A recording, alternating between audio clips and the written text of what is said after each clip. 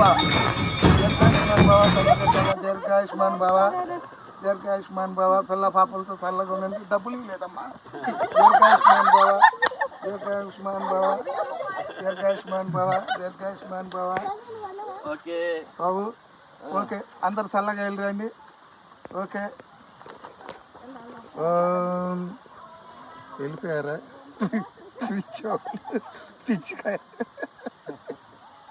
పిచ్చి జనాభా పిచ్చి కథ.